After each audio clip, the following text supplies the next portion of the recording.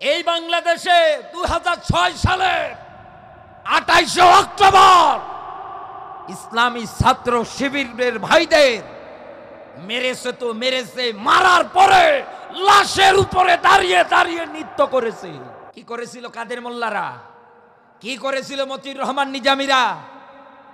কিচ্ছু করে নাই। তাদের একটাই মাত্র অপরাধ, তারা দুনিয়ায় বাংলাদেশ জামাত ইসলাম করেছে, আল্লাহর হুকুমত বাস্তবায়ন করার মন মানসিকতা নিয়েছে। এই জন্য স্বৈরাচার জালেম তাদেরকে ফাঁসির দড়িতে ঝুলিয়ে ঝুলিয়ে মেরেছে। এই হত্যার বিচার বাংলার মাটিতে হবে। যেখানেই থাক, ইন্দুরের গর্ত গেলেও পালানোর রাস্তা পাবে না। কালামানিককে কলা পাতায় শুয়েছিল, দেখেন নাই? হ্যাঁ, কথা বলে না কেন? সিলেটের আদালতে নিয়ে যাবে, পেটান পিটিয়েছে তো বিসি সহ আউট। কি অহংকার! হাল আতা আলাল ইনসানি হিনুম মিনাদ দাহরি। মানুষ কি নিয়ে অহংকার করো? তুমি তো উল্লেখ করার মতো কোনো বস্তুই ছিলে না।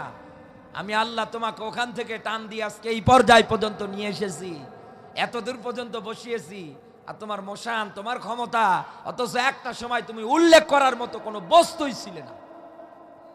রংপুরবাসী, আমি আপনাকে এখান থেকে যে মেসেজটা দিতে চাচ্ছি, দুনিয়ায় শুরুর পর থেকে নিয়ে এই পর্যন্ত যারাই সত্য বিধানগুলো মিথ্যা প্রতিপন্ন করেছিল, যারাই অস্বীকার করেছিল, আল্লাহ তাদেরকে যদি আযাব দিয়ে ধ্বংস করে দেয়, আজ রসুলের মুজিজা কোরআনে কারীম যেটা আছে এখন দুনিয়ায়, এই বিধানগুলো কেউ যদি অমান্য করে, মিথ্যা প্রতিপন্ন করে, এক, এদের পরিচয় এরা কাফের। দ্বিতীয়ত, এই দুনিয়ার ময়দানে এরা আল্লাহর শত্রু, এই দুনিয়ায় এরা রসুলের শত্রু। এই কথা বলে না কেন? আল্লাহ পাক বলেন, ইন্নাল্লাযীনা কাফারু সাওয়াউন আলাইহিম। বলেন আল্লাহু আকবার। সূরা বাকারা দ্বিতীয় নাম্বার সূরা, প্রথম নাম্বার পারার, এটা প্রথম নাম্বার রুকুর আপনি পাবেন 6 নাম্বার আয়াত। এখানে হাফেজ আলেম যারা বসে আছে জিজ্ঞাসা করে দেখেন, এটা অনেকের কাছে অনেক সুন্দর একটা পরিচিত আয়াত। আল্লাহ বলেন, ইন্না, নিশ্চয়, আল্লাযী, অতঃপর যারা, কাফারু, হে নবী নিশ্চয় দুনিয়ায় যারা কাফের, এদের কাছে গিয়ে দিনের দাওয়াত দিলেই কি আর না দিলেই কি, সতর্ক করলেই কি আর না করলেই কি, হে নবী দুনিয়ায় কোনো দিন এরা ঈমান আনবে না। কথা কার?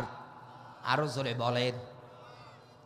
৯৬% মুসলমানের দেশে এবার তাকান, একদিনে প্রায় ১,০০০-এর উপরে যে মাহফিলগুলো হচ্ছে, এই জায়গার মধ্যে আমরা তাকিয়ে যেটা লক্ষ্য করে দেখতে পাচ্ছি, উপস্থিত যারা হচ্ছে একাধারে, কেউ কিন্তু হিন্দু না, কেউ কিন্তু বৌদ্ধ না, কেউ কিন্তু খ্রিস্টান না, কেউ কিন্তু ইহুদি না। এই উপস্থিত যারা থাকে সবার পরিচয় একটাই হয়, অকলা ইন্নানি মিনাল মুসলিমিন, আমি তো একজন মুসলমান। কথা বলে না কেন? এরপরেও আপনি মেলান আল্লাহর আয়াতের ব্যাখ্যা, নবী যারা কাফের এদেরকে দাওয়াত দিলেই কি আর না দিলেই কি, দুইটাই সমান, কোন দিন দুনিয়ায় তারা ঈমান আনবে না। আমার প্রশ্ন এবার আপনার কাছে, আমার সামনে এখন যারা বসে আছেন সবাই তো মুসলমান, আমি একজনকে যদি ডাক দিয়ে বলি, ভাই আপনি কাফের, আপনি বেঈমান, আপনি মুনাফিক, সঙ্গে সঙ্গে আপনার রাগ হয়ে যাবে এবং ডাক দিয়ে বলবেন, এত বড় সাহস, ছোট মুখে আপনি বড় কথা বলেন, থাপড়িয়ে আপনার দাঁত ফালিয়ে দেব। কথা বলেন না কেন? আপনার বিশাল রাগ হয়। এই দুনিয়ার ময়দানে আল্লাহ রাব্বুল আলামিন কেন এই আয়াতের মধ্যে এই ব্যাখ্যাটা দিয়েছেন, এইবার আপনাকে আমি বোঝাচ্ছি বিষয়টা। কাফের কারা, এইটা আজকে আমাদের কোরআন এবং হাদিসের আলোকে বের করা লাগবে। যদি বিরুদ্ধে যায় ভাই, রাগ হবে না তো? রাগ হবে না? একটা জিনিস ঠান্ডা মাথায় চিন্তা করে, কোরআনের মাহফিলে যারা উপস্থিত হয়, এই যে হাতে গোনা 4% বাংলাদেশে অন্য ধর্মের লোক, 96% মুসলমান। এই 4%-এর যারা আছে ওনারা তো আমাদের মাহফিলগুলোতে আসে না, শোনার জন্য বসে থাকে না। যারা থাকে সবাই মুসলমান। তাহলে আল্লাহ এই আয়াত দিলেন কেন? কেন বললেন? এই আয়াতের ব্যাখ্যা করতে গেলে, বুঝতে গেলে আগে আমাদেরকে এই জায়গায় চেনা লাগবে কাফের কারা কি। এটা জানার দরকার নেই, আগে এটা জানা লাগবে। যেহেতু তাফসিলুল কোরআন মাহফিল, বাবে তাফঈলের মাসদার, ঢাকনা দিয়ে কোন জিনিস ঢেকে দেয়া আছে, এইটাই জাতির সামনে উন্মুক্ত করা লাগবে। রংপুরবাসী খাতা কলম বের করেন, নতুবা আপনার মোবাইলের মধ্যে আপনি রেকর্ডটা চালু করে দেন, সুন্দর করে লিপিবদ্ধ করে নিয়ে বাড়ি চলে যান। আমি 1 নাম্বার দলিল বলছি কাফের চেনার ক্ষেত্রে, সূরা বাকারা 2 নাম্বার সূরা, 1 নাম্বার পারা, 4 নাম্বার পৃষ্ঠা, 4 নাম্বার রুকুর 39 নাম্বার আয়াত। আল্লাহ বলেন আল্লাযীনা কাফারু ওয়া কাযযাবু বিআয়াতিনা, ওয়াল্লাযী, অতঃপর যারা কাযযাবু, অস্বীকার করে, বিআয়াতিনা, কথা কার? আরো জোরে বলেন। এখানে আয়াত শব্দের শাব্দিক অর্থ চিহ্ন, নিদর্শন। এই যে কিতাব আমার হাতে, মুফাসসিরে কিরাম যারা আছেন গবেষণা করে সুন্দর করে নোট করে দিয়েছেন। এই কিতাবের মধ্যে কেউ বলেছেন বিসমিল্লাহর বা থেকে সূরা নাসের সিন পর্যন্ত 6666টা আয়াতে কারিমা। আবার কেউ বলেছে মতান্তরে 6236টা আয়াতে কারিমা। আমরা না একটাই ধরলাম। এই একটা আয়াতেই না হয় আমরা সুন্দর করে ধরলাম। দুনিয়ায় যারা মিথ্যা প্রতিপন্ন করবে, যারা অস্বীকার করবে, আল্লাহর কোরআন জানিয়েছে এই দুনিয়ায় তাদের পরিচয়, তারা কাফের। এখানে তো আবার আয়াত শব্দের শাব্দিক অর্থ দাঁড়িয়েছে চিহ্ন, নিদর্শন। এই বাস্তবতায় ব্যাখ্যায় গেলে এইভাবেই আপনাকে বোঝানো লাগবে। কারণ এক একটা আয়াতের মধ্যে আল্লাহ এক এক ধরনের ব্যাখ্যা ঢুকিয়েছে। কোন আয়াতের মধ্যে আদ জাতির ঘটনা, কোন আয়াতের মধ্যে সামুদ জাতির ঘটনা, কোন আয়াতের মধ্যে আব্রাহার ঘটনা। একথা বলে না কেন? কোন কোন জায়গায় আপনি তাকিয়ে দেখবেন ফিরাউনের বর্ণনা, কোন জায়গায় তাকিয়ে দেখবেন হামান কারুনের বর্ণনা। এমনকি এই কোরআন নিয়ে যারা গবেষণা করেছেন, থিসিস করেছেন, আপনি ভালো করে জানতে পেরেছেন এই কোরআনের মধ্যে আল্লাহ 25 জন নবী রাসূলের নাম নিজে উল্লেখ করে দিয়েছে। ও বাংলার মুসলমান যারা আছেন, এখান থেকে আপনি কি বুঝতে পারলেন? আল্লাহ রাব্বুল আলামিন আয়াতগুলোর মধ্যে ফিরাউনের যে বক্তব্যগুলো দিয়েছে, এখান থেকে এটাই বোঝাতে এসেছে ফিরাউনের যা কর্মকাণ্ড হয়েছিল দুনিয়ায় তোমাদের যেন ওই রকম কর্মকাণ্ড না হয়। আব্রাহা যেমন কাবা ঘর ধ্বংস করার জন্য এসেছিল, আল্লাহ পাক আবাবিল পাখি দিয়ে তাদেরকে দুনিয়ার থেকে একেবারে নিশ্চিহ্ন করে দিয়েছে। এখান থেকে তামাম দুনিয়ার মানুষদের জীবনে এটাই শিক্ষা নিতে বলেছে, আব্রাহার মতো নতুন করে কেউ যেন কাবা তথা আল্লাহর ঘর যত জায়গা আছে কোন জায়গায় যেন ভাঙ্গার জন্য না যায়, কোন জায়গায় যেন ধ্বংস করার জন্য না যায়। ও বাংলার মুসলমান, এবার তাকান, এই যে আমাদের পার্শ্ববর্তী যে রাষ্ট্র, এনারা আমাদের হুমকি দিচ্ছে একাধারে। এই জানুয়ারি মাসের 20 থেকে 23 তারিখ পর্যন্ত নাকি বাংলাদেশের মধ্যে ওরা একটা অস্থিতিশীল পরিবেশ তৈরি করার মন মানসিকতা তৈরি করছে। এমনকি রিপোর্টার যারা আছে সার্জিস সহকারে এনাদের নামে একটা ভুয়া নিউজ পর্যন্ত তারা প্রচার করেছে, যেনারা নাকি দেশ ছেলে একাধারে পালিয়ে যাচ্ছে। এয়ারপোর্টে নাকি এনাদের যে পাসপোর্ট গুলো আছে, ওই ভিসা গুলো আছে, ওই জায়গায় নাকি এগুলো জব্দ করা হয়েছে। রংপুরবাসী মানুষদের মাঝে একটা আতঙ্ক সৃষ্টি করার জন্যে পার্শ্ববর্তী রাষ্ট্র একাধারে চেষ্টা চালাচ্ছে। আপনি তাকিয়ে দেখেন, এই ভারতের মধ্যে আমাদের বাবরি মসজিদ ভেঙ্গে ওরা রাম মন্দির কিন্তু তৈরি করেছে। আর এটাতে সবচাইতে বেশি যে ভূমিকা রেখেছে তার নাম হচ্ছে কসাই, জারদের জারজ নরেন্দ্র মোদী। বেটা আজ পর্যন্ত বিয়ে করে নাই। এই জন্যই তো হাসিনাকে এত দেশে কোথাও জায়গা দেয় না। এবারটা জায়গা দিয়েছে কেন বুঝতে হবে, কারণ এরও বউ নেই, এরও ভাতার নেই। এই কথা বলে খাপের খাপ মুমতাজের বাপ মিলে গিয়েছে।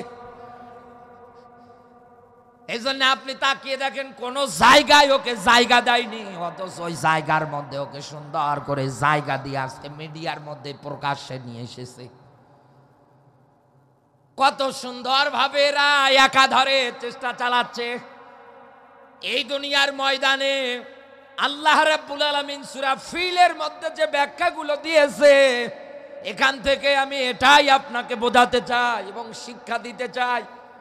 আল্লাহ যে চিহ্ন নিদর্শনগুলো স্পষ্টভাবে ফুটিয়ে তুলেছে, আপনি এখান থেকে শিক্ষা নেন। ওরা যেমন বাবরি মসজিদ ভেঙে একটা রাম মন্দির তৈরি করেছে, এই দুঃসাহস বাংলার মাটিতে কেউ যদি দেখাতে যায়, আপনি তাকিয়ে দেখবেন আমার আল্লাহ গজব দিয়ে দুনিয়াটাই ধ্বংস করে দেবে। এখন তাকান আমেরিকার দিকে, এতিম এমন কোন পাপ নেই ওরা করে না। এক কথা বলে না কেন?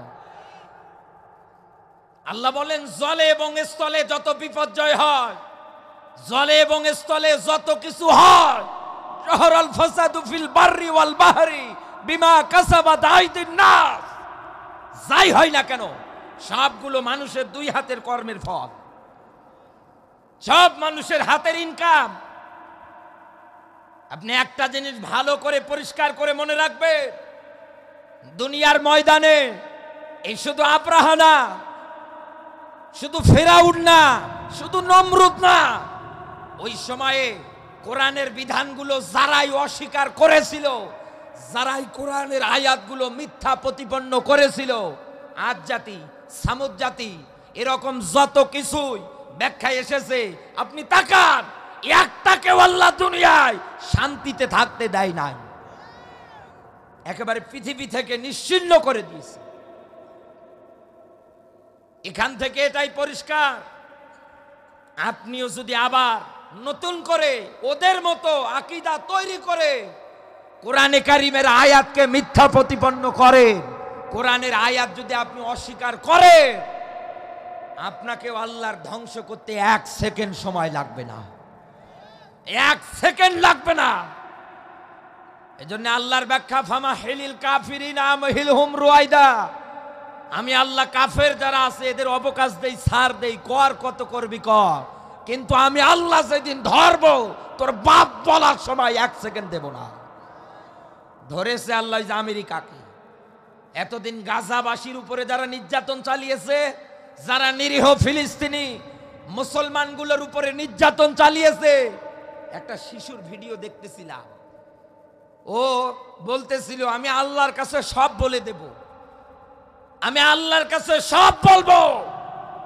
রাসূলের হাদিস, কোন মাজলুম মানুষ যদি দোয়া করে, এই দোয়ার মধ্যে কোনো পর্দা থাকে না, আল্লাহ পর্দা সারা কবুল করে না। দোয়া কবুল হয় নাই, টাকা না তিরানের জন্য হাহাকার করছে ওই দেশগুলো, দাউ দাউ করে আগুন জ্বলছে, নেভাতে পারছে না। এত কিছু শক্তিশালী সুপার পাওয়ার রাষ্ট্র হওয়ার পরেও আল্লাহর গজবের কাছে একেবারেই তারা অসহায়। কারণ আল্লাহর ব্যাখ্যা আপনাকে মানা লাগবে। খুলিকল ইনসানা দয়ফা, আল্লাহ যদি দয়ফ দিত তাও মানা যেত, কিন্তু না, একালিপ টান দিয়ে আল্লাহ বলেছেন মানুষদেরকে আমি বানিয়েছি একেবারে দুর্বল করে। মানুষ দুর্বল, একেবারে দুর্বল, অথচ সেই মানুষেরা আজ আপনি তাকান, মুখ দিয়ে বলে আল্লাহর কোরআন বিদায় করে দেবে, আলেমদের ধরো আর পিঠে চামড়া তোলো, এক কথা বলেন। এইরকম দুঃসাহস দেখাতে যাইয়েন না। অতীতের ইতিহাসে যারা দেখাতে গিয়েছিল, আপনি তাকিয়ে দেখেন একটারও পরিণতি ভালো হয় নাই, সব কটাকে আল্লাহ দুনিয়ার থেকে নিশ্চিহ্ন করে দিয়েছে।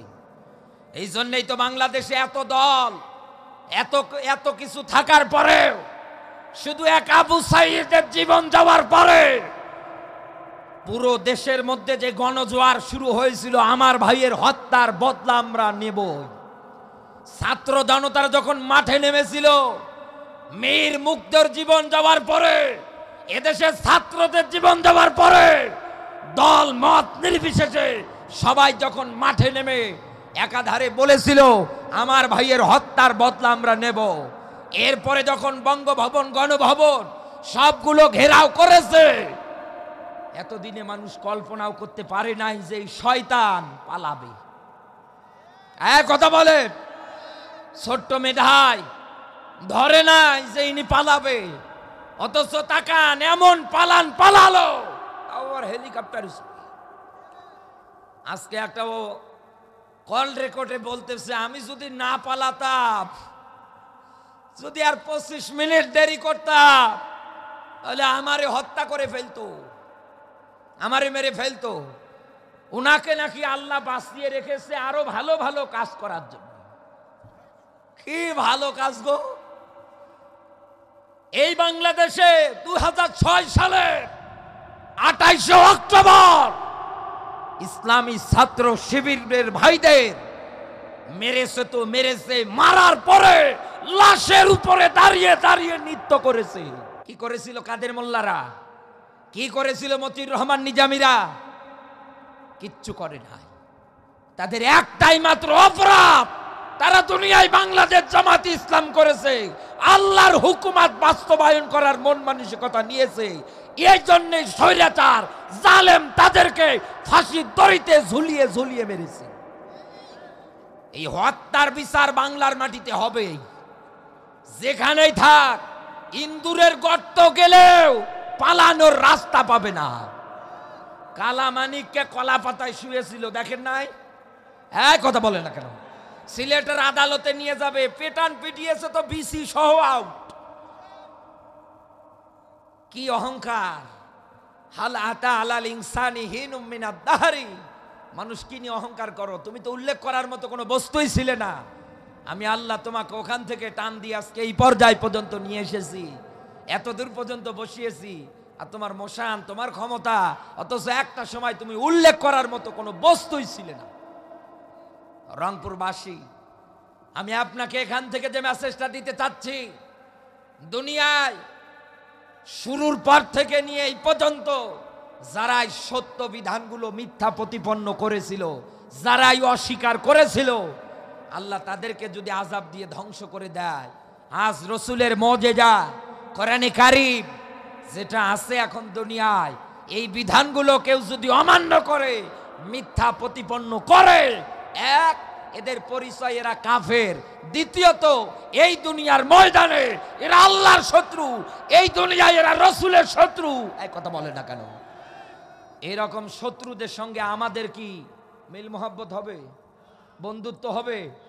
এদের দেখা মাত্রই আমাদেরকে সব সময় দূরে থাকা লাগবে। এদের কোনো অনুষ্ঠানের সঙ্গে আমাদের সারমর্ম রাখা যাবে না। অথচ তাকান, বাংলাদেশে যখন অন্য অন্য ধর্মাবলম্বীর অনুষ্ঠান শুরু হয়, কত মুসলমানের ছেলেরা গিয়ে ওই জায়গায় ওনার ড্যান্স মারে। কাফের বেঈমান যারা আছে, এদের কোনো অনুষ্ঠানে আপনার সারমর্ম রাখা যাবে না। ইমানদার যারা হবে, তারা দুনিয়ায় কাফের যারা হবে তাদের বিরুদ্ধে কঠোর হবে। আল্লাহ পাক বলে,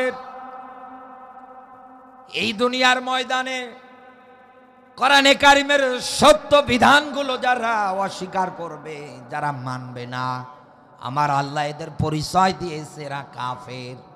এবং এদের ব্যাপারে ব্যাখ্যা, উলাইকা আসহাবুন নার হুম ফিহা খালিদুন। আল্লাহ বলেন উলাইকা, এই মানুষগুলো থাকবে জাহান্নামের মধ্যে কতকাল? আল্লাহর ব্যাখ্যা এসেছে চিরকাল ধরে।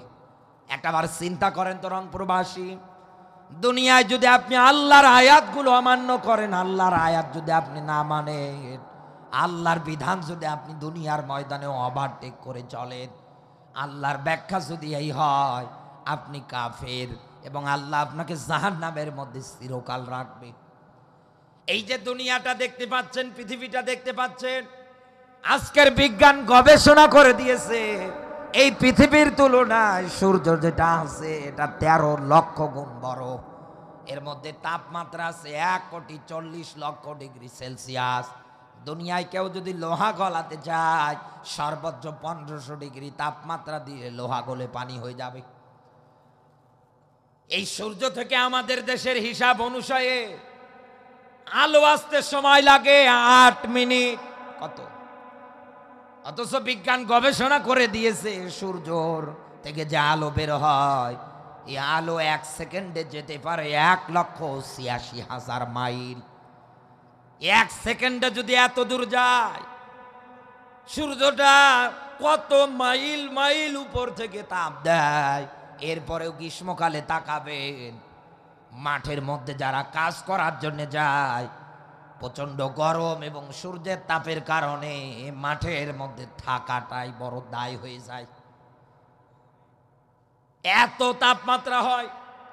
বাড়ির মধ্যে আসার পরে আপনার বাড়ির ঘরে আপনি এসি লাগিয়েছেন, নতুবা আপনি ফ্যান লাগিয়েছেন বাড়িতে, সঙ্গে সঙ্গে আপনি ওই জায়গার মধ্যে এসি চালু করে দিয়ে নতুবা ফ্যান চালু করে দিয়ে জিরো ঠান্ডা হওয়ার চেষ্টা করেন। একটা বারের জন্য আপনার বিবেকটা কি কাঁপে না? আমি যদি আল্লাহর আয়াতগুলো অস্বীকার করে জীবন চালাই, কিয়ামতের ময়দানে আমার আল্লাহ যদি আমারে জাহান্নামী বলে ঘোষণা দেয়, আর আল্লাহ যদি আমাকে জাহান্নামে দেয়, চিরকাল যদি ওই জায়গায় আমার থাকার জায়গা করে দেয়, আল্লাহর ব্যাখ্যা হবে লা ইয়ামুতু ফিহা ওয়ালা ইয়াহইয়া। জাহান্নামের আগুনে যারা যাবে ওরা মরবেও না বাঁচবেও না, মরা বাঁচার মধ্যবর্তী স্থানে থাকবে। এই যে দুনিয়ার আগুন যদি আপনার হাতে লাগে শুধু হাত পুড়ে যাবে। বিশ্ব নবী জানিয়েছেন জাহান্নামের আগুন যদি কারো হাতে লাগে শুধু হাত পুড়বে না, কলিজাটা পর্যন্ত জ্বলে ছারখার হয়ে যাবে। এই রকম একটা জায়গায় আমার আল্লাহ আপনার জায়গা করে দেবে। ও বাংলার মুসলমান যারা আছেন, এইবার আপনি চিন্তা ভাবনা করে দেখেন, আগামীতে আবার নতুন করে আপনি কোরআনের বিধানগুলো অস্বীকার করবেন না মানবেন? একটা ছোট্ট আয়াত বলছি, দুনিয়ায় যারা আল্লাহর কোরআন অমান্য করে, অস্বীকার করে, এদের শাস্তি কিন্তু আল্লাহ দুনিয়ার থেকে শুরু করে দেয়। কারণ সূরা তহার 124 নম্বর আয়াতটা বাস্তবে একবার মেলান। আল্লাহ বলেন মাইশাতাং দঙ্কা। দুনিয়ায় যারা আমার জিকির নামক কিতাব থেকে মুখ ফিরে নেয় তথা দুনিয়ায় সমাজ চালায় না, রাজনীতি করে না, অর্থনীতি করে না, বিচার ব্যবস্থায় দাঁড় করায় না, কোন জায়গার মধ্যেই তারা সেট করতে চায় না, রংপুরবাসী আল্লাহ পাক বলেন এই কোরআন থেকে এই রকম করে যারা ছিটকে এসেছে দুনিয়ার জীবনটা তাদের জন্য দঙ্কা সংকীর্ণময়। এটা হলো আয়াতের ব্যাখ্যা। মুফাসসির ইকরাম যারা আছে সুন্দর করে আয়াতের আরেকটা ব্যাখ্যা তারা করে দিয়েছে। কারণ আমরা সবাই জানি রাসূলের হাদিস অনুসারে দুনিয়ায় কোনো মানুষ যদি পাপী হয়, দুনিয়ায় কোনো মানুষ যদি অন্যায় করতে করতে মারা যায়, আমার আল্লাহ মানুষটাকে রেখে দেবে কবরে, এবং কবর থেকে লোকটার শাস্তি শুরু হবে। কবর এমন ভাবে আটোসাটো হবে, এমন ভাবে চেপে ধরবে, ডান পাজর ভেঙে বাম পাজরে ঢুকবে, বাম পাজর ভেঙে ডান পাজরে ঢুকবে। কবরটা আপনার আটোসাটো সংকীর্ণময় হয়ে যাবে। এত পরিমাণে আপনি ওই জায়গার মধ্যে চিল্লা পাল্লা করবেন, বাঁচানোর মতো কিন্তু আপনাকে ওই জায়গায় কেউ যাবে না। একবার চিন্তা করেন তো, এটা মানুষদের দুনিয়ায় যদি আল্লাহর কোরআন অস্বীকার করে জীবন জিন্দেগিটা পার করে কবরে যদি যায়, এটা কবরের শাস্তি।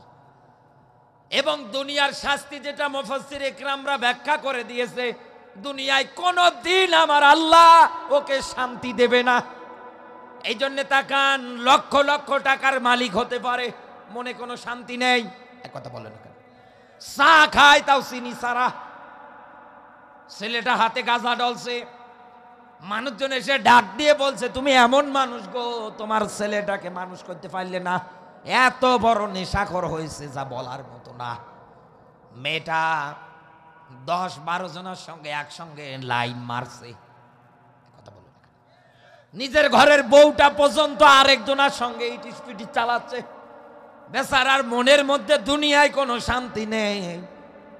শেষ পর্যন্ত দেখা যায় এই লোকটা মাথার মধ্যে বন্দুকের নল ঠেকিয়ে লাইভে এসে নিজেই নিজের জীবনটাকে শেষ করে দেয়।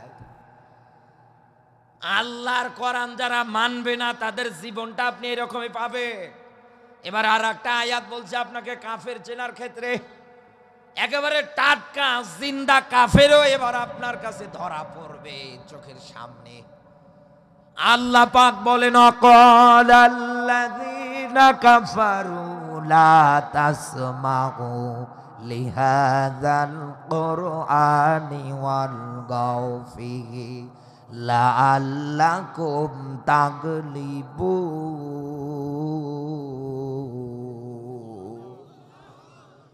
সূরা হামিম সেজদার 26 নম্বর আয়াত, একটু ভালো করে মেলাবেন। আল্লাহ পাক বলেন, অকালাল্লাযীনা কাফারু, কলা কলু বলবে, বলে কারা বলবে নবী? যারা কাফের, যারা কোরআনের আয়াত অমান্য করবে, মিথ্যা প্রতিপন্ন করবে। আল্লাহ এদেরকে এই জায়গায় আবারও ব্যবহার করলেন। আল্লাহ বলেন কি বলবে নবী আপনি জানেন? লা তাসমাউ লিহাযাল কোরআন, যেখানেই আপনি কোরআন বলতে যান না কেন ওই জায়গায় গিয়ে ওরা মারামারি বাজাবে, ওই জায়গায় গিয়ে ওরা হট্টগোল বাজাবে। কেন করবে এই কাজটা তারা? আল্লাহর কোরআনের ব্যাখ্যা এসেছে লাআল্লাকুম তাগলিবুন। যারা আল্লাহর আয়াত অমান্যকারী হয়, মিথ্যা প্রতিপন্নকারী হয়, যারা কাফের হয়, নবী এই দুনিয়ার ময়দানে ওদের একটাই বক্তব্য, আব্দুল্লাহর বেটা মুহাম্মদ সাল্লাল্লাহু আলাইহি ওয়াসাল্লাম যা প্রচার করে, যা বলে, এটা একটা কথাও মিথ্যা না, সবগুলো 100 সত্য। এই জন্যই তো আবু জাহেল রসুল যেদিন বদরের ময়দানে যুদ্ধ করার জন্য যাচ্ছিলেন, কাবার গিলাফে হাত দিয়ে দোয়া করছে, আল্লাহ বদরের মাঠে যারা সত্যের পথে আছে তাদেরকে তুমি বিজয় দান করিও। ও কিন্তু জানতো,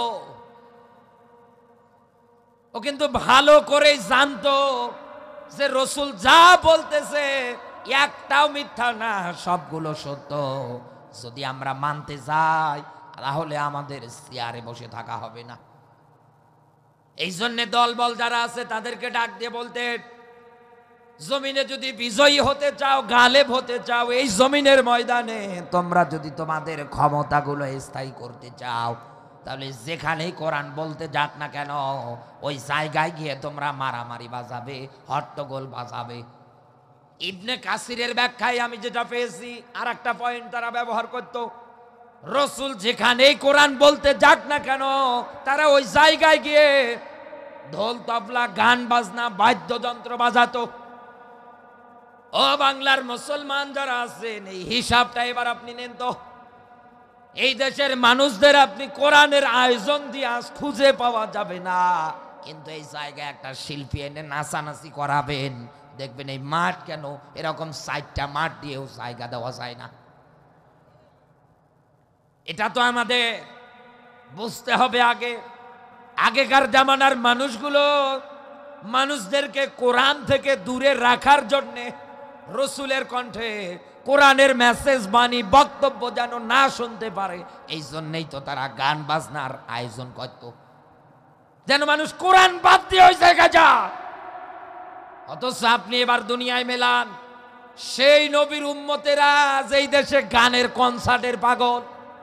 এই কথা বলেন, এমনকি পরিবারের মধ্যে কত বাবা বসে আছে মোবাইলের মধ্যে গান চালু করে দিয়ে ছেলেকে ডাক দিয়ে বলছে, বাবা তুমি একটু নাচো তো, ড্যান্স করো তো। ছোট্ট মানুষ ড্যান্স করতে পারে না, সামনে সামনে কোমরটা দোলাচ্ছে, বাবা ওই জায়গায় সুন্দর করে হাত তালি দিচ্ছে আর ডাক দিয়ে বলছে, ফ্যান্টাস্টিক, ভেরি নাইস। এক কথা বলে না কেন, বিউটিফুল। এইটা আবার সুন্দর করে মোবাইলের মধ্যে ভিডিও করে আপনি তাকান, ওর ফেসবুক অ্যাকাউন্টের মধ্যে পর্যন্ত আপলোড দিচ্ছে। যত বন্ধু বান্ধব আছে, ফ্যান ফলোয়ার আছে, সবাই এটা দেখার পরে সুন্দর করে কমেন্ট করছে, জীবনে বড় হয়ে অনেক বড় ড্যান্সার হবে। কত মায়েরা প্যান্ডেলে বসে আছে, মোবাইলের মধ্যে গান চালু করে দিয়ে মা আর মেয়ে জামাত করে একসঙ্গে ড্যান্স করে। এক কথা বলে না, এগুলো আবার মোবাইলে ভিডিও করে, এনারা ওই কাজই করে। আরে ভাই, একটা বারের জন্যেও কি আপনার বিবেক কাঁপে না? সূরা লুকমানের 6 নম্বর আয়াতের মধ্যে আল্লাহ রাব্বুল আলামিন এই জন্যই ব্যাখ্যা দিয়েছে। আল্লাহ বলেন অমিনান নাসি, মানুষদের ভিতরে এমনও একদল মানুষ আছে যারা টাকা পয়সা দিয়ে গান বাজনাগুলো ক্রয় করবে এবং এই গান বাজনাগুলো তাদেরকে আল্লাহর পথ থেকে দূরে সরে নিয়ে যাবে। আল্লাহ বলেন ফাকাদ দাল্লা দালালাম বাইদা, আমি আল্লাহ যদি একবার কাউকে পথহারা করে দেই, পথভ্রষ্ট করে দেই, পৃথিবীর কে আছে তাকে আর পথ দেখাবে? আল্লাহ বাদ দিয়ে রাস্তা দেখানোর আর কেউ আছে? আরো জোরে বলে। গোমরার পথে চলে যদি যা, আল্লাহ যদি একেবারেই গোমরা করে দেয়, কোনো দিন তো দুনিয়ায় আর আপনি হেদায়েতের পথ পাবেন না। কারণ আল্লাহর এগুলো স্পষ্ট ব্যাখ্যা। সূরা বাকারার 7 নম্বর আয়াতটার মধ্যে বাস্তব তথ্য মেলাবে। আল্লাহ বলেন এদের কলবের মধ্যে আমি আল্লাহ মোহর মেরে দিয়েছি, এদের কর্ণকহরের মধ্যে আমি আল্লাহ মোহর মেরে দিয়েছি, আবরণ দিয়েছি, এদের চোখগুলোর মধ্যে দৃষ্টি শক্তির মধ্যে আমি আল্লাহ মোহর মেরে দিয়েছি। নবী আপনি যতই ডাকেন না কেন কোনো লাভ হবে না। কারণ এক আয়াতের ব্যাখ্যা আল্লাহ আর এক আয়াতের দলিলের মধ্যে সুন্দর করে নোট করে দিয়েছে। কেন কাজ হবে না? কারণ এদের কলব নষ্ট, এদের কহর নষ্ট। এক কথা বলে না কেন? একটাও তো ভালো না। সেই হিসাব অনুসারে আজ মেলান এই দেশের মুসলমানেরা কোরআনের ব্যাখ্যা শোনার ক্ষেত্রে, কোরআন শোনার ক্ষেত্রে, ইসলামের কথা শোনার ক্ষেত্রে ওই রকম না যেভাবে তারা গান বাজনা শোনার জন্য রেডি হয়ে থাকে। মানুষদের কোরআন শোনার প্রতি ঝোঁক কম, কিন্তু গান বাজনার প্রতি আকর্ষণ বেশি। অথচ কাফেররা আজ থেকে 1000 বছর আগে এই বাদ্যযন্ত্র, এই গান বাজনা, ঢোল তবলাগুলো নিয়ে রসুলের কোরআন প্রচার প্রসারণায় বাধা দিত। আর আপনি মুসলমান, এটা একেবারে পরিবার থেকে শুরু করে একেবারে সমাজ, একেবারে সংসদে পর্যন্ত মমতাজের মতো নষ্টা চরিত্রার মহিলাগুলো গান গেয়ে পরিবেশন করত। কি গান! হাইটটা যায়, ফাইটটা যায়, তালি দেওয়া জায়গা নাই। এক কথা বলেন না। অথচ এই দুনিয়ার ময়দানে এই গান বাজনা মানুষদেরকে আল্লাহর পথ থেকে দূরে সরে নিয়ে যায়। এমনকি বাংলাদেশে এমনও দৃশ্য আপনি দেখেছেন, যখন এই দেশে 16 ডিসেম্বর আসতো, সকালবেলা কোরআনে কারিমের তিলাওয়াত দিয়ে ওরা উদ্ভাবন করত। হিন্দু ধর্মের লোকেরা গিয়ে ওই জায়গায় গীতা পাঠ করত। এক কথা বলে না কেন? এরপরে সারাটা দিন খেলাধুলা, সন্ধ্যাবেলা হলে ওই জায়গার মধ্যে মঞ্চে নর্তকীদের উঠিয়ে নাচাতো। লোকে লোকারণ যে পোস্টারটা করেছে, ব্যানারটা করেছে, পিছনে টাঙ্গিয়ে দিয়েছে, ওই জায়গার মধ্যে লিখে দিয়েছে শহীদদের রুহের আত্মার মাগফিরাত কামনায়। ধরে বলেন সুবহানাল্লাহ। শহীদদের রুহের আত্মার মাগফিরাত কামনায় গান বাজনা, বাদ্যযন্ত্র, এটার থেকে এটাই সতর্ক থাকা লাগবে। এই দুনিয়ার ময়দানে কোন কাফের যেন নতুন করে বাংলার মাটিতে কোনো কনসার্টের আয়োজন করতে না পারে। কারণ দুনিয়ায় এই গান বাজনা মানুষদের আল্লাহর পথ থেকে দূরে সরে নিয়ে যায়। আপনি যদি বলেন আমি আগামী পৃথিবীটা ইসলামের পৃথিবী দেখব, আপনি যদি বলেন আগামীর পৃথিবীতে টুপিওয়ালারা শাসন করবে, ওমা লাকুম লা তুকাতিলুনা ফি সাবিলিল্লাহ, কি হলো তোমাদের? কেন লড়াই করো না? কেন সংগ্রাম করো না? কত বিদ্যা অসহায় আবাল নারী পুরুষগুলো জালেমের জুলুম সহ্য করতে না পেরে জালেমের জেলখানায় পড়ে হাত তুলে দোয়া করছে আর ডাকতে বলছে, আল্লাহ জালেমের জুলুম থেকে তুমি আমাদের বাঁচাও। রব্বানা আখরিজনা মিন হাযিহিল ক্বরিয়াতি যালিমি আহলুহা, রব্বানা, হে আমাদের রব, তুমি আমাদের বাঁচাও। পুরো করিয়া শব্দের শাব্দিক অর্থ গ্রাম, জনপদ, শহর। আল্লাহ এই জনপদের মানুষ জালেম, এই শহরের মানুষ জালেম, এই গ্রামের মানুষ জালেম। আল্লাহ তোমার পক্ষ থেকে নাসির একজন সাহায্যকারী, একজন বন্ধু পাঠিয়ে দাও। ও রংপুরের মুসলমানেরা, অনেক মানুষের মনের মধ্যে খুঁতখুত করে, অনেক মানুষের গায়ের মধ্যে, মাথার মধ্যে ব্যথা। কেন টুপিওয়ালাদের ওই কোরআন সংসদে নিয়ে যাওয়া লাগবে? কেন আগামীর দেশ ইসলামের দেশ হবে? সাফ বলে দিচ্ছে আয়াত অনুসারে, এই দেশে বাংলাদেশ জামাত ইসলাম যারা করে চেয়ারে বসার জন্য, তারা দুনিয়ায় মাঠে ময়দানে আন্দোলন করে না। আগামীতে ক্ষমতায় বসবে এই জন্য না, তারা দুনিয়ায় লড়াই সংগ্রাম করে জান আর মাল বাজি রেখে মাজলুম মানুষগুলোর অধিকার আদায়ের জন্য। তারা নিজের কোনো স্বার্থ সিদ্ধি হাসিলের জন্য না, যে ব্রিজ খাবো, রাস্তা খাবো, ফ্লাইওভার খাবো, এক কথা বলে না কেন, এই জন্য না। তারা দুনিয়ায় মাজলুম মানুষদের অধিকার আদায়ের জন্য রাজনীতি করে। এজন্য তাকান আমাদের ডক্টর শফিকুর রহমান স্যারের দিকে। অন্যান্যরা সমাবেশ নিয়ে বাসে না, যখন সিলেটে, নোয়াখালীতে, এরপরে অন্যান্য জায়গায় বন্যা হয়েছে, সবার প্রথম এগিয়ে গিয়েছে এই লোকটা। এখান থেকে এটাই ক্লিয়ার, এটাই বক্তৃতা বোঝা যাচ্ছে আয়াত অনুসারে, দুনিয়ায় যারা আল্লাহর দলের রাজনীতি করে তাদেরকে দুনিয়ার কোনো স্বার্থ সিদ্ধি হাসিলের জন্য এই দুনিয়ার ময়দানে আপনি পাবেন না। কারণ তারা কোরআনের আয়াত পড়ে আল্লাহাকুমুত তাকাসুর, দুনিয়ার ধন সম্পদ, টাকা পয়সা, প্রাচুর্য, ক্ষমতা, চেয়ার, সুনাম, খ্যাতি, এগুলোর পিছনে তোমরা দৌড়াবা না। কথা কার? আরো জোরে বলেন। এই আয়াত তো তারা জানে। আর এমন বেটা রাজনীতি করে যে নিজে কোরআনটাও পড়তে পারে না, ইনি এসে স্বপ্ন দেখাচ্ছে। কেমন পারেন 2 রাকাত নামাজ পড়িয়ে দেখেন তো, এক কথা বলে না কেন? কেমন বাপের বেটা আপনি? শুক্রবারে মসজিদে যে ফরজ 2 রাকাত নামাজ আদায় করে দেখান। যারা টুপিওয়ালা মসজিদে কি আর বাইরে কি যেখানেই দেন না কেন, ওই জায়গায় পারবে কি পারবে না? পারবে।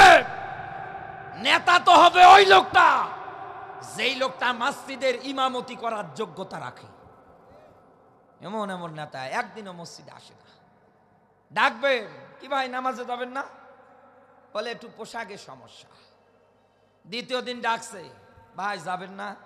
বলছে আমার তারা আছে। তৃতীয় দিন ডাকছে, ভাই নামাজে যাবেন না? বলছে আরে ভাই এত কানের কাছে এসে ভ্যান ভ্যান করেন কেন? আপনার কবরে আপনি যাবেন, আমার কবরে আমি যাব। এক কথা বলে না কেন? এই হয়ে গিয়েছে ফতোয়া, শেষ। একদিনও আর পাবেন না। ইমামতি করবে, সূরা ফাতিহা পড়তে পারে না, অন্যগুলো তো আরো পারে না। এজন্য তো কত নেতা বলতো বিসমিল্লাহির রহিম, আল্লাহ মোস্তফা মুজিবর তথা বঙ্গবন্ধুকে জাহান্নামের ভালো জায়গায় জায়গা করে দাও। জোরে বলেন সুবহানাল্লাহ। কি দোয়া! আর এরা এই দেশে রাজনীতি করার জন্য লাফায়, আর বা আমাদের খোসা মেরে কথা বলে। শোনেন ভাই, আমরা দুনিয়ার কোনো স্বার্থ সিদ্ধি হাসিলের জন্য না, আমরা আল্লাহ সন্তুষ্টের জন্য, আল্লাহ সন্তুষ্টি অর্জনের জন্য রসুলের দেখা আদর্শ রাজনীতি আমরা দুনিয়ায় করি। ওমা আতাকুমুর রসুল, রসুল যা আদেশ দেয় মেনে নাও, যেটাতে নিষেধাজ্ঞা দেয় দূরে থাকো। রংপুরবাসী, আমি আপনাকে এখানে এটাই বোঝাতে চাচ্ছিলাম, যারা এই ধরনের কথাবার্তাগুলো বলে তাদেরকে সূরা নিসা 4 নম্বর, সূরা 5 নম্বর পড়ার এই 76 নম্বর আয়াত দিয়ে দলিল দিয়ে দেবেন যে ভালো করে পড়ে দেখ কি লেখা আছে। এক কথা বলেন না কেন? মনে থাকবে তো? আমার বন্ধুরা, ওই সময় যারা কাফের তারা একাধারে গান বাজনা বাদ্যযন্ত্র বাজিয়ে মানুষদের মাঝে কোরআন শোনা থেকে দূরে রাখার চেষ্টা চালাতো। সেই হিসাব অনুসারে মেলান, পরিবার থেকে শুরু করে সব জায়গাগুলো পর্যন্ত আজ গান বাজনা বাদ্যযন্ত্র দিয়ে ভরা। এদেশে ম্যাক্সিমাম 100টা যুবকের মধ্যে 95টা যুবকের মোবাইলে গান পাবেন। যুবক বাদ দেন, এবার মুরব্বী লোকদের মোবাইলগুলো চেক করেন, তেনাদের মোবাইল ফোনগুলোতে আপনি তাকিয়ে দেখেন, তেনারাও কিন্তু গান শোনার ক্ষেত্রে কম না। আর রংপুরের মানুষ তো ভাটিয়ালি ভাওয়াইয়া গান সব চাইতে বেশি শোনে। আসার সময় দেখছি বিকালবেলা কত মুরব্বী মানুষগুলো মাথায় টুপি দিয়ে চায়ের দোকানে 1 কাপ চা হাতে নিয়ে টিভির সামনে বসে গান বাজতেছে, আর উনি বসে বসে চা খাচ্ছে আর দেখছে। অথচ একটু পরে আজান হলে উনি আবার মসজিদে যাবে নামাজ পড়তে। ও বাংলার মুসলমান যারা আছে, কান খাড়া করে কথাটা মিলিয়ে যান। দুনিয়ায় গান বাজনা যদি আল্লাহর পথ থেকে মানুষদেরকে দূরে সরে নিয়ে যায়, আল্লাহ যদি হেদায়েতের পথ থেকে একবার আপনাকে গোমরা করে দেয়, স্বয়ং এই দুনিয়ার ময়দানে কোন আলেম হক্কানি পীরও আপনাকে আর হেদায়েতের রাস্তা দেখাতে পারবে না। কারণ আল্লাহ জানিয়েছেন নবী, হেদায়েত তো আপনার হাতে না, হেদায়েত আমার হাতে। আপনি যাকে ভালোবাসেন, পছন্দ করেন, তাকে তো আপনি হেদায়েত দিতে পারবেন না। আমি আল্লাহ জানি কে হেদায়েত পাবে আর কে পাবে না। কাফেরেরা এইটাই চালাতো নিজের ক্ষমতা, কর্তৃত্ব, নেতৃত্বটা টিকিয়ে রাখার জন্যে। এবার আসেন এই আয়াতের মধ্যে মূল মাস্টার মাইন্ড হিসাবে যাকে সবচাইতে ব্যবহার করা হয়েছে বা যার নামটা সবচাইতে বেশি ব্যাখ্যা এসেছে, তার নাম হচ্ছে আবু জাহেল। কি নাম? আবু মানে পিতার, হাকাম মানে বুদ্ধির পিতা। ও রংপুরের মুসলমানেরা, শুধু আল্লাহর কোরআন অমান্য করার কারণে, অস্বীকার করার কারণে এই লোকটার নাম হয়ে গিয়েছে মূর্খের বাবা। সবচাইতে বেশি ব্যাখ্যা এসেছে এনার নামে। এখন আপনার কাছে আমি একটা প্রশ্ন রাখতে চাই, ঠান্ডা মাথায় আপনি আমার কথার জবাবটা দেবেন। আবু জাহেল কি মুসলমান? আরো আওয়াজ দিয়ে বলেন, আবু জাহেল কি কালমা পড়েছিল, ঈমান এনেছিল? রসুল গিয়ে দাওয়াত দেয়, ডাক দিয়ে বলে, চাচা এখন না, সময় হোক, এখন না। ভাতিজা তোমার এই দাওয়াত আমি এখন শুধু একা না, তোমার চাচি সহকারে গ্রহণ করে ফেলবো। অথচ রসুলকে তলে তলে মারার জন্য প্ল্যান চালাতো। এই আবু জাহেল এই হিসাব অনুসারে বোঝা যাচ্ছে ও কালমা পড়ে নাই। দুনিয়ার ময়দানে ইমানদারের কাতারের মধ্যেও ছিল না। এই লোকটা দুনিয়ায় ছিল কাফের। এনাহায় কাফের, একেবারে আপনি ঠান্ডা মাথায় কথাটা বুঝে যান। এনাহায় কাফের, রসুলের বিরুদ্ধাচারণ করেছে। এত সাপোজ ভাবে আপনি ধরে নেন যে কথাটা মেনে নেওয়া যায়, যে না বোঝার কারণে বাধা দিয়েছে। কিন্তু আমার বাংলাদেশে এই 16-17 বছরে যারা রাজনীতি করেছে, আপনি এবার তাকান তাদের জীবনের দিকে। এই 16-17 বছর তাদের রাজনৈতিক জীবনটার দিকে একটা বার নজর দিয়ে দেখেন। এই রংপুরের, এই মমিনপুর, কাটিয়াহারা, হাজীবাড়ি, আজকের এই মসজিদের উন্নয়ন প্রকল্পে আয়োজন যদি আপনি করতে চাইতেন, আর ওরা যদি ক্ষমতায় থাকতো, আপনাকে যাওয়া লাগতো সবার প্রথম আগে থানায়। থানাতে যাওয়ার পরে এরকম আপনি নেমপ্লেট, হ্যান্ডবিল দিয়ে দিতে। ওখানে যারা উপস্থিত ডাক দিয়ে বলতে, এটা কিসের? বলে, স্যার আমরা একটা মাহফিলের আয়োজন করতে চাই, এজন্য আপনাদের অনুমতি দরকার। 96% মুসলমান এই দেশে মাহফিল করবে, তারপরে ওদের অনুমতির দরকার হয়। এক কথা বলে না কেন? এরকম একটা সময় কিন্তু আপনি পার করেছেন। ওনারা এবার দেখার পরে ডাক দিয়ে বলে, কারে দাওয়াত দিয়েছে? বলে, আমির হামজা, তারিক মনোয়ার। একবারেই ডাক দিয়ে বলবে, এই সমস্ত বক্তা এই জায়গায়, এই রংপুর বিভাগে নিষিদ্ধ, তাদেরকে এই জায়গাগুলোর মধ্যে ঢুকতে দেওয়া যাবে না। এটা উপর থেকে নিষেধাজ্ঞা আছে।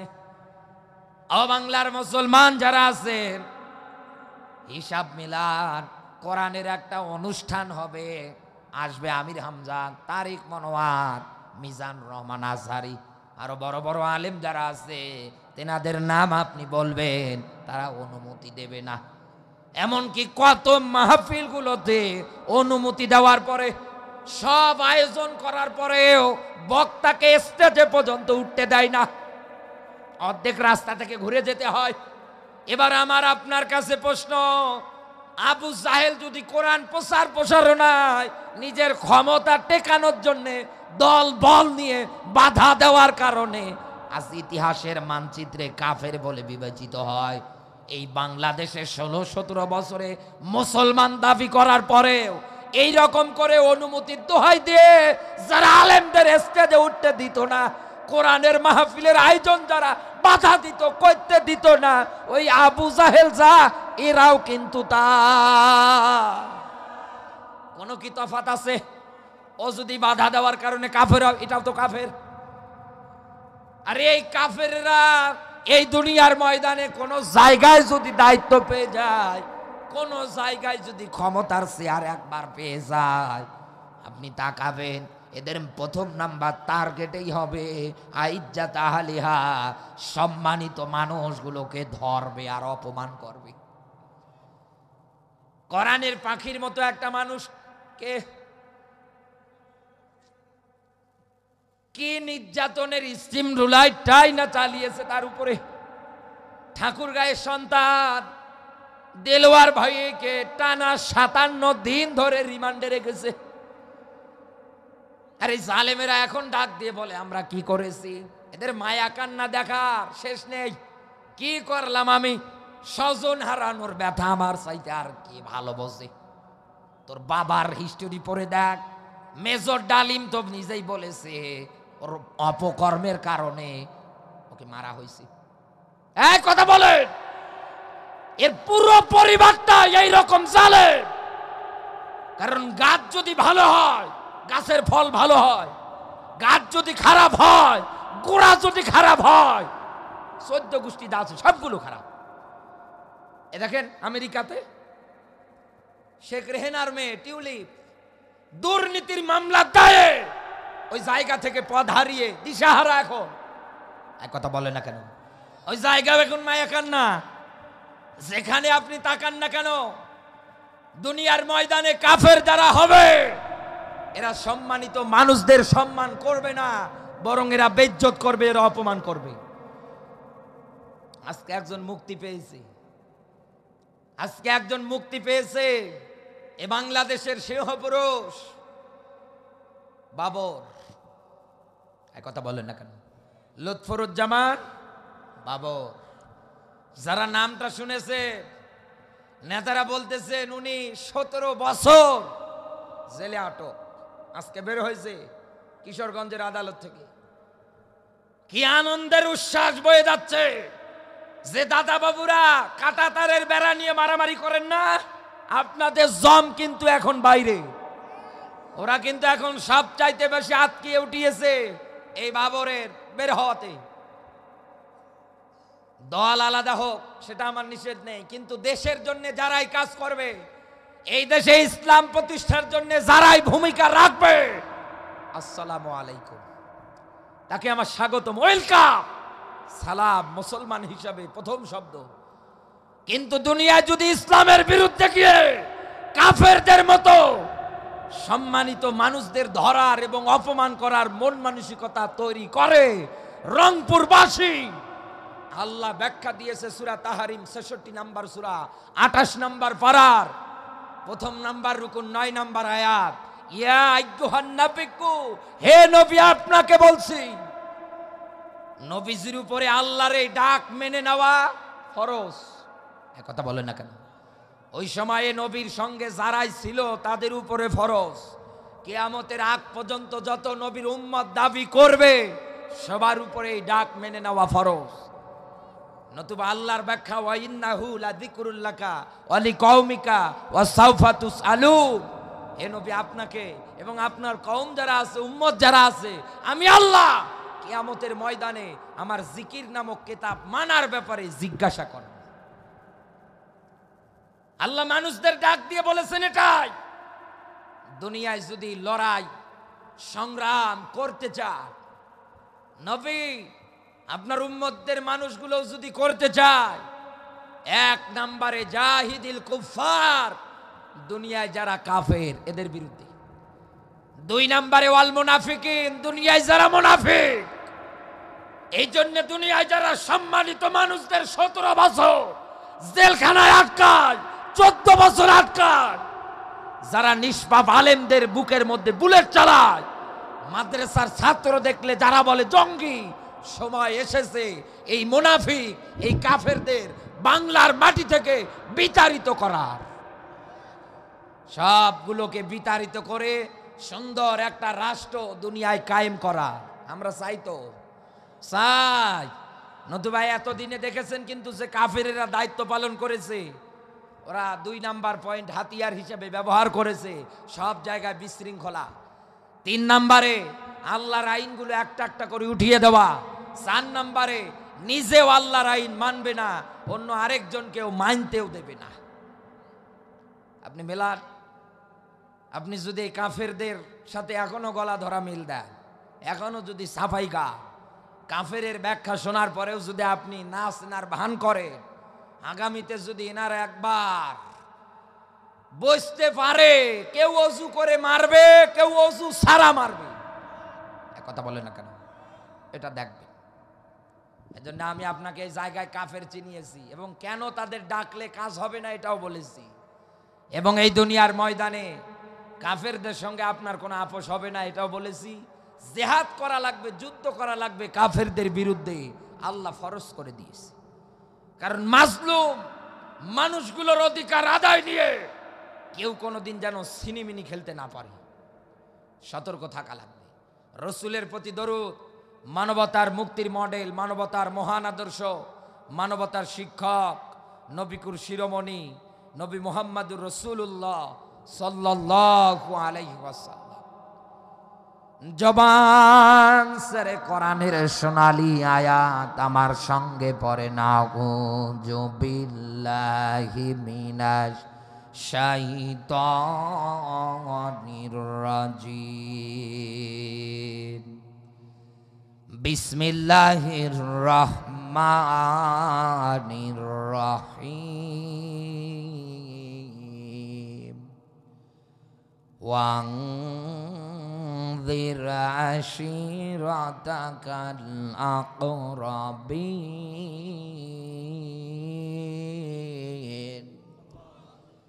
আপনাকে আগামীকাল কেউ যদি জিজ্ঞাসা করে কোন সূরা থেকে আলোচনা করেছে, আপনি বলবেন সূরা শুআরা 214 নম্বর আয়াত। একটা মাত্র আয়াতে কারিমা আমরা তিলাওয়াত করেছি। আমার আজকের আলোচনার সাবজেক্ট হচ্ছে সতর্ক। আল্লাহ পাক নবীজিকে যেমন জানিয়েছেন, হ্যাঁ নবী, আপনার নিকট আত্মীয় যারা আছে, স্বজন যারা আছে, অধীনস্থ যারা আছে, তাদেরকে আপনি সতর্ক করেন, ভয় দেখান। জাহান্নামের শাস্তির ব্যাপারে তাদেরকে আপনি জানান দেন।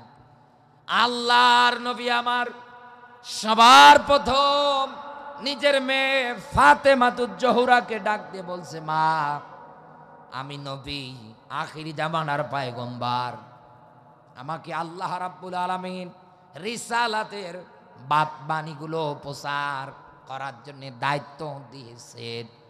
আমি নবী এবং রাসূল, কিয়ামতের ময়দানে এই পরিচয় তুমি দিবা যে আমার বাবা আখিরি জামানার পয়গম্বর। এতটুকুন পরিচয় দিলে কিন্তু তুমি জাহান্নাম থেকে বাঁচতে পারবে না। বিশ্বনবী তার মেয়ে ফাতেমাতুজ জোহরাকে ডাকতে বলছে, বাবার পরিচয় দিলেই কিন্তু তুমি কিয়ামতের ময়দানে জাহান্নামের আগুন থেকে বাঁচতে পারবে না। কারণ তুমি যদি জাহান্নাম থেকে বাঁচতে চাও, আমি রসুল বলছি, ইন্নাল্লাযীনা আমানু ওয়া আমিলুস সলিহাত। দুনিয়ায় এক নাম্বারে লাগবে ঈমান। আর দুনিয়ায় যারা দাবি রাখে আমি ঈমানদার, ওর প্রধানত একটা কাজ আছে, একটা কর্মসূচি আছে, আল্লাযীনা আমানু ইউকাতিলুনা ফিস সাবিলিল্লাহ। আল্লাহ বলেন তারা দুনিয়া আল্লাহর পথে লড়াই করে, সংগ্রাম করে, দিন বিজয়ের জন্য চেষ্টা চালায়। ও বাংলার মুসলমান যারা আছেন, জান্নাত যদি আপনি পেতে চান, জান্নাতে যদি যেতে চান, আপনি তাকাবেন, এই দুইটা ব্যাখ্যা পাবেন কোরআনে সব জায়গায়। এক নাম্বারে ঈমান, দুই নাম্বারে ঈমান অনুযায়ী দুনিয়ায় ভালো কাজ। সাহাবী আসলেন, জিজ্ঞাসা করলেন, হে নবী, আপনার এই দুনিয়ার ময়দানে আপনি যে ব্যাখ্যাগুলো দেন ঈমান, ঈমানের এত সুন্দর সুন্দর আপনি কথাগুলো বলেন, এগুলো তো আমরা আপনার সামনে শ্রোতা হিসাবে কথাগুলো শুনি। হে নবী, এই ঈমানটা আমার ভিতরে আছে কি না আমি বুঝবো কেমন করে?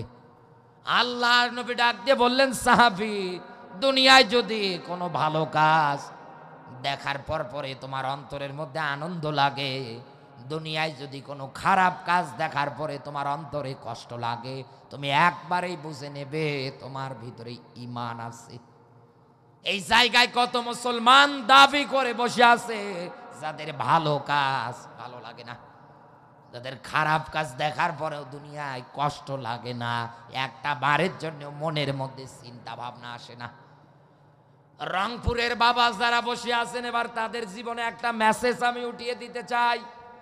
আল্লাহর নবী যদি তার মেয়েকে জান্নাতে যাওয়ার জন্য, জাহান্নাম থেকে বাঁচার জন্য উপদেশ দিচ্ছেন, ঈমান আর আমলটার ব্যাপারে।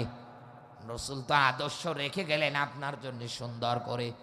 আপনিও আপনার মেয়েকে যদি জান্নাতে নিয়ে যেতে চান, জাহান্নাম থেকে যদি বাঁচাতে চান, যেহেতু আল্লাহর ব্যাখ্যা কুয়াংফুসাকুম ওয়া আহলিকুম নার, আল্লাহ বলেন নিজে জাহান্নামের আগুন থেকে বাঁচো, অধীনস্থ যারা আছে এদেরকেও বাঁচাও।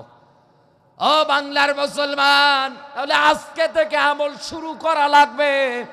সব জায়গার মধ্যে একটাই আহ্বান আপনার জবান দিয়ে হবে, আমি শুধু নিজে জাহান্নাম থেকে বাঁচবো না, আমার অধীনস্থ যারা আছে তাদের জীবনে ঈমান আর আমলটা উঠিয়ে দিয়ে আমিও এদের সঙ্গে নিয়ে জান্নাতে যেতে চাই। রাজি আছেন? রাজি আছেন? মায়েরা যারা আছেন এই কাজটা চালা। রাসূল তার মেয়েকে সতর্ক করেন, বাবার পরিচয় দিয়ে জান্নাত পাওয়া যাবে না। যদি পেতে হয় ঈমান আর আমল লাগবে। নিজের ফুফুকে সতর্ক করলে। আর রাহিকুল মাকতুম, সিরাত ইবনে হিশাম, সিরাত বিশ্বকোষ, কত সুন্দর করে ব্যাখ্যা এসেছে। এর চাইতেও ভালো ব্যাখ্যা যদি আরো পেতে চান সুন্দরভাবে, তাহলে সূরা লাহাবের তাফসিরে মেলাবেন। আল্লাহর নবী আমার আত্রবীর নিকট আত্মীয় যারা আছে তাদেরকে সতর্ক করার পরে আল্লাহর মাত্রা জাতি গোষ্ঠী যারা আছে এনাদেরকেও আপনার সতর্ক করা লাগবে। নবীজি এবার সাফা পাহাড়ের পাদদেশে গিয়ে দাঁড়ালেন। উপস্থিত ওই জায়গার মধ্যে আবু লাহাব সহকারে হাজার হাজার মানুষ এসে জমায়েত হয়ে গেল। রাসূল ডাক দিয়ে বললেন, আমি যদি তোমাদের বলি এই সাফা পাহাড়ের পাদদেশে একদল লোক অস্ত্র শস্ত্র নিয়ে তোমাদের প্রতি অ্যাটাক করবে, আক্রমণ করবে, তোমরা কি আমার কথাটা বিশ্বাস করো?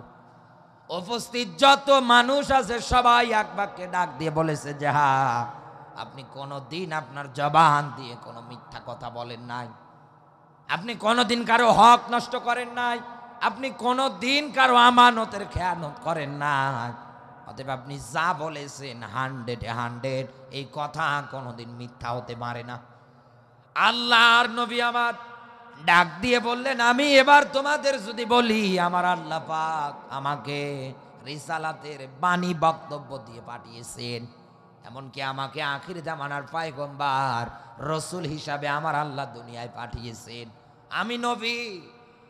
এই ঘোষণা যখন এই নবীজি দিয়েছেন, নিজের রক্তীয় চাচা যার নাম আবু লাহাব সঙ্গে সঙ্গে রাসূলের দিকে আঙ্গুল ইশারা করে ডাক দিয়ে বলছে, ভাতিজা এ কথাটা বলার জন্যই কি তুমি আমাদের এই জায়গায় ডেকেছো? তোমার উপরে অভিশাপ লানত। এক কথা বলে না কেন?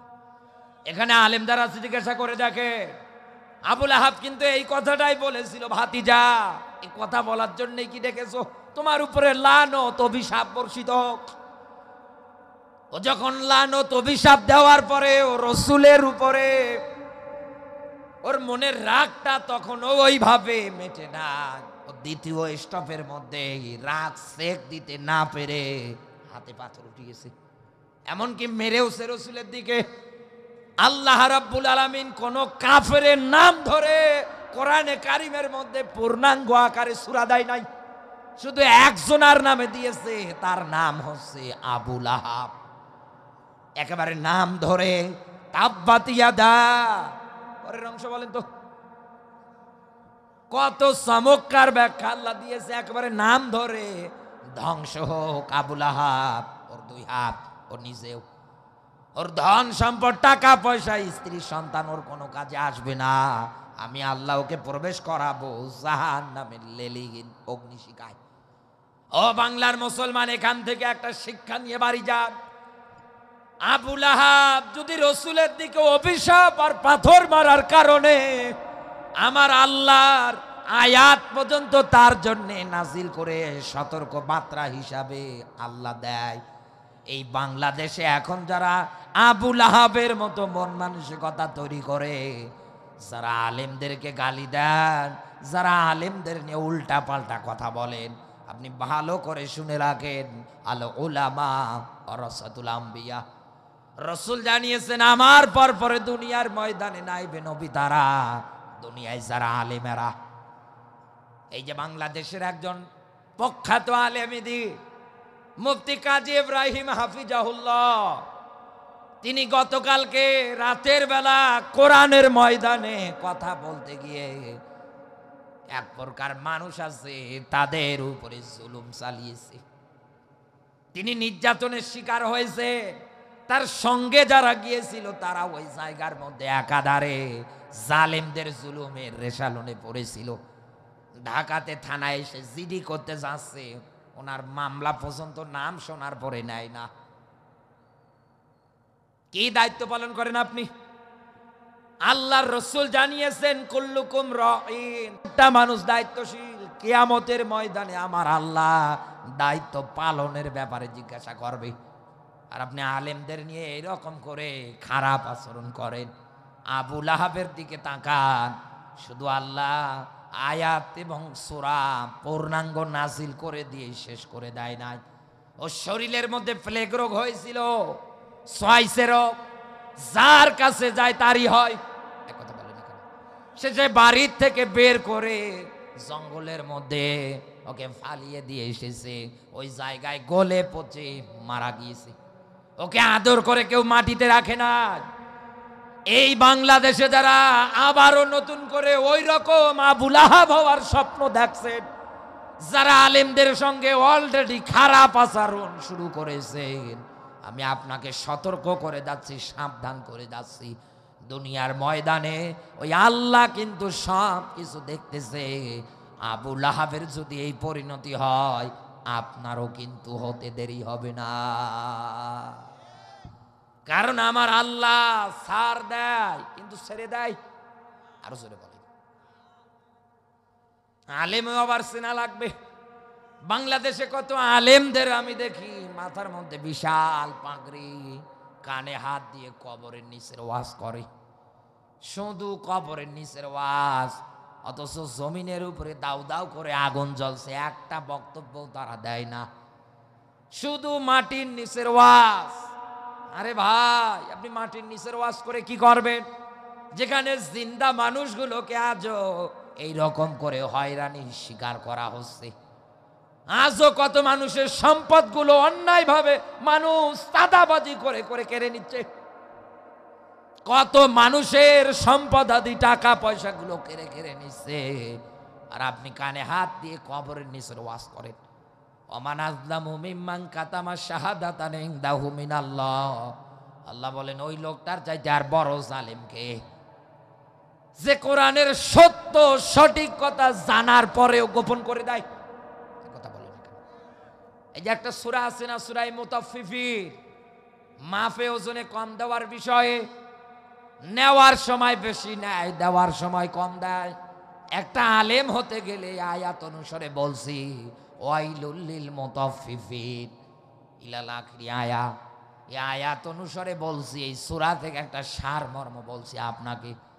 দুনিয়ার ময়দানে আপনি নেওয়ার সময় বেশি নেন, দেওয়ার সময় কম দেন। কথা বলেন না কেন?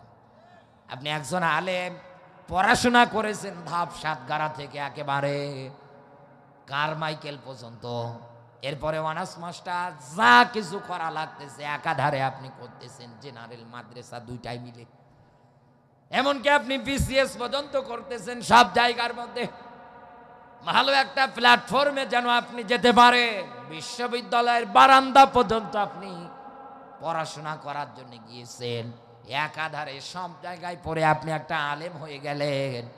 এই আলেম হতে গেলে একেবারে মাদ্রাসার বারান্দা থেকে শুরু করে কত জায়গায় আপনি গেলেন, কোন জায়গায় কিন্তু শিক্ষকদের কাছে জ্ঞান নেওয়ার ক্ষেত্রে আপনি কম নেবেন না। আপনি যত বেশি নিতে চাইবেন, কথা বলুন না কেন, বেশি নিতে পারলে আপনার লাভ। আমি যে মাদ্রাসায় পড়তাম, ওই মাদ্রাসায় দেখতাম মাঝে মাঝে কিছু স্যার একটু লেটে আসতেন।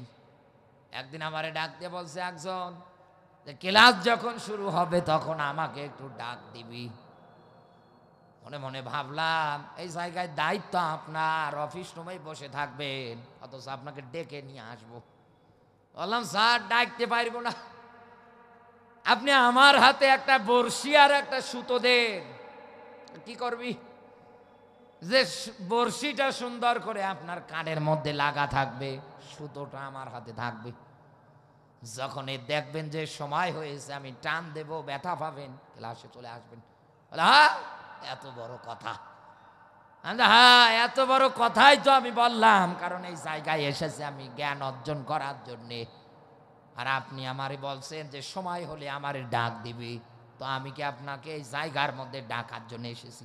সরকার আপনার কাছ থেকে কিনে নিয়েছে এই সময়টা, আপনি সেটা না করে গল্প গুজব করে কাটিয়ে দেবেন, হবে না। আমি আপনারে ডাকতে পারবো না। এরকম পড়াশোনা করার ক্ষেত্রে কেউ কোনোদিন কোনো জায়গায় কম নিতে চায় না, শিক্ষকদের কাছ থেকে সব সময় বেশি বেশি নিতে চায়। এই বেশি বেশি নিয়ে আপনি আলেম হয়ে গেলেন, এবার জাতির মাঝে যখন এসে কোরআন হাদিসের ব্যাখ্যা বিশ্লেষণ আপনি করতেছেন, তখন আপনার জবান দিয়ে একটা কথা আর বের হয় না। দুনিয়ার ময়দানে জালেমদের বিপক্ষে, মাজলুমদের পক্ষে আপনার এই কথাটা, কণ্ঠটা আর বের হয় না। তখন আপনি কানে হাত দিয়ে মাটির নিচের ওয়াজ করেন। আল্লাহ তো বলেছেন দুর্ভোগ সর্বনাশ ওই মানুষগুলোর জন্যে যারা নেওয়ার সময় বেশি নেয়, দেওয়ার সময় কম দেয়। আপনি তো শুধু দোকানদারদের বোঝান, শুধু গোশত যারা বিক্রি করে, কসাই যারা আছে, তাদের গায়ে আয়াত উল্টিয়ে দেন। এই আয়াতের মধ্যে একেবারে ব্যাখ্যা করে দেখেন, চিন্তা করে দেখেন, অনেক মানুষ আছে, কথা বলেন না কেন? কিন্তু আপনি তো দিতে চান না। ও বাংলার উপস্থিত জনতা যারা আছেন, আমার এখান থেকে আপনাকে চিল্লা পাল্লার মাধ্যমে এটা স্পষ্ট করে দিয়ে যেতে চাচ্ছি, এই দুনিয়ায় আবু লাহাবের মতো আচরণ বানাবেন না, আবু লাহাবের মতো জীবন জিন্দেগিটা গঠন করবেন না। কারণ আবু লাহাব আমার আল্লাহর গজবে পড়ে মারা গিয়েছে। এখন আপনি যদি বলেন আমিও যাব, তো যান। কারণ এই লোকটা রসুলের যখন দুইজন পুত্র সন্তান আব্দুল্লাহর কাসিম দুনিয়া থেকে বিদায় নিয়ে চলে গিয়েছিল, রসুল একটু মন খারাপ করেছিলেন, ভেঙ্গে পড়েছিলেন। উম্মে জামিলার আবুল আহাব দুইজনে একাধারে সব জায়গায় বলতো যে মুহাম্মদের বংশের প্রদীপ নিভে গেল, জ্বালানোর মতো আর কেউ থাকলো না। মুহাম্মদ লেস কাটা, নির্বংশ। ব্যাখ্যা পড়ে দেখেন, সুন্দরভাবে পাবেন। আল্লাহর নবী মন খারাপ করলেন, আমার আল্লাহ জিবরিলের মাধ্যমে সূরা কাউসার নিয়ে এসে রাসূলকে ডাক দিয়ে বলে, হে নবী, কিসের মন খারাপ আপনার? আমার আল্লাহ আপনাকে সুসংবাদ দিচ্ছে, তার মানে আমার আল্লাহ আপনাকে হাউজে কাউসার দান করেছে। এই আয়াতের এই সূরার আপনি 3 নাম্বার আয়াতটা ফলো করে মিলিয়ে দেখেন। হে নবী, যারা আপনাকে লেজ কাটা নির্বংশ বলে গাড়ি দেয়, এই দুনিয়ার ময়দানে তারাই তো লেজ কাটা, তারাই তো নির্বংশ। কিয়ামতের আগ পর্যন্ত আপনি আমার কথাটা মিলিয়ে দেখেন, এখন থেকে শুরু করে একেবারে কিয়ামতের আগ পর্যন্ত মেলান। এমনকি এখান থেকে শুরু করে অতীত যেটা এসেছে এই পর্যন্ত মেলান। কারো নাম কিন্তু আবু লাহাব নেই। আছে? কারো নাম আছে আবু জাহেল? কেন নেই? কারণ এরা আল্লাহর গজবের মধ্যে পতিত হয়েছে। রসুলকে এটাই জানিয়েছেন, হে নবী, দুনিয়ার ময়দানে আপনাকে যারা লেজ কাটা নির্বংশ বলে গালি দেয়, ওরাই তো লেজ কাটা, ওরাই তো নির্বংশ। নবী, আমি আল্লাহ বলছি, কিয়ামতের আগ পর্যন্ত আপনার উম্মতদের মধ্যে এমন এমন রুহানি সন্তান তৈরি হবে, আপনার মান আর শান খাটো করার জন্যে কেউ যদি কোনো উল্টা পাল্টা কথা বলে, ওর বাবার নাম ভুলিয়ে দিতে 1 সেকেন্ড কিন্তু সময় নেবে না। এজন্য আপনি দেখেছিলেন এই যে পঞ্চগড়ে কি আকারে কাদিয়ানীদের বিরুদ্ধে এই দেশের মুসলমানেরা ঝাঁপিয়ে পড়েছিল। আপনি যান দেবীগঞ্জ হয়ে একেবারে মারিয়া, ওদিকে মানিকপীর ব্যাংহারি হয়ে একেবারে কাদিয়ানীদের পট্টির ভিতর দিয়ে একেবারে সিনিকল মাঠ পর্যন্ত যেতে পারবেন।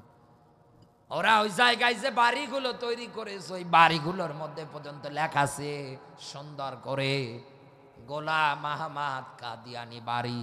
একটা বাজার পর্যন্ত বানিয়েছে আহমদনগর। মা কানা মুহাম্মাদুন আবা আহাদিম মির রিজালিকুম। এই যে সূরা আহজাবের 40 নাম্বার আয়াতটা আছে, আয়াতের শুরু থেকে এই পর্যন্ত আমি পড়লাম, এদের মানতে কোনো অসুবিধা নেই। এরা শুধু মানে না খতামান নাবিয়িন, খতামিম শব্দের শাব্দিক অর্থ শেষ, সমাপ্তি। আল্লাহ এটাই বুঝিয়েছে, রসুলের পরে আর কোনো নবী আসবে না, আর কোনো রাসূল আসবে না, নবী আসবে না, নবুয়তের দরজা আল্লাহ বন্ধ করেছে।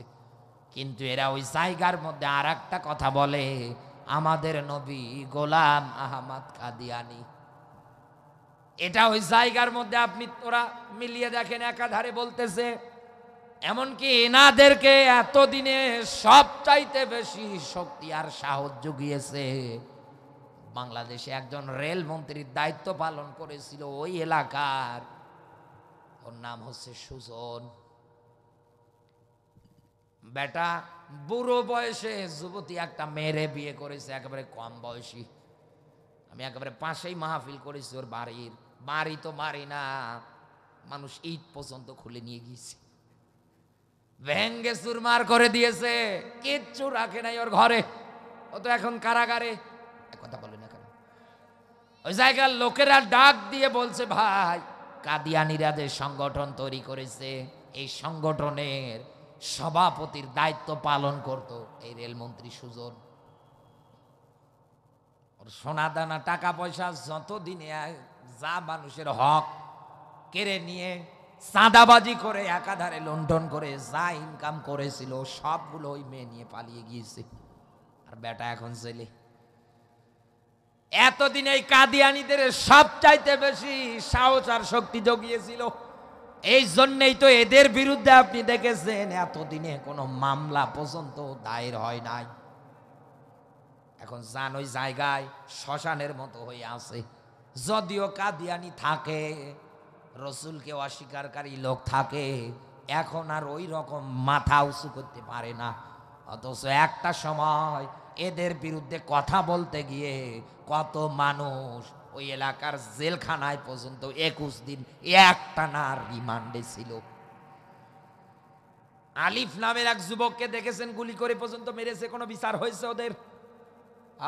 বিচার করতে দেয়নি এই শয়তানের বাচ্চা। এজন্য আমাদের সবার এখন আওয়াজ তোলা লাগবে সময়ের দাবি অনুসারে। এখন তো আর কোনো জালেম এই দেশের মধ্যে নেই। নবী বিরোধী দুনিয়ার ময়দানে কোনো মানুষ যেন থাকতে না পারে, এটা আমাদের সময়ের দাবি। দুনিয়ায় যদি আপনি পরিচয় দেন আমি মুসলমান, আর আপনি যদি বলেন আমি বাংলাদেশি, তাহলে আপনাকে নেতা হিসাবে মানা লাগবে একজনকে, নবী মুহাম্মদ সাল্লাল্লাহু আলাইহি ওয়াসাল্লাম। আপনি যদি বলেন না আমি মানব না, তো ভাগেন দাদা বাবুর উদ্দেশ্যে যান, আপনি ওই জায়গায় যান। কিন্তু বাংলাদেশে থাকলে আপনাকে পরিচয় দিতে হবে আমি নবীর উম্মত। অন্য কোন ভণ্ড নবীর দাবিদার বাংলার মাটিতে টিকতে দেওয়া হবে না। একটা ছোট্ট পয়েন্ট বলি এই অনুসারে, কোরআনে 6666টা আয়াতে কারিমা, বা আবারও বলছি, একবার তো বলেছি 6236টা আয়াতে কারিমা, এর ভিতরে একটা মাত্র আয়াত, তাও একটা আয়াত 3 ভাগ করে, এক ভাগ খতামান নাবিয়্যিন অস্বীকার করে কাদিয়ানীরা। এতেই যদি ওদের পরিচয় কাফের হয়, ভালো করে কিন্তু বুঝবে, ওরা যদি কাফের হয়, ওরা যদি বেঈমান হয়, এই বাংলাদেশে 6236টা আয়াতে কারিমার একটা আয়াতও যারা মানে না, কাদিয়ানীরা যদি একটা আয়াতে 3 ভাগ করে 1 ভাগ অমান্য করার কারণে কাফের হয়, আর যারা একটাও মানে না, এ তো কাফেরের দাদার দাদা।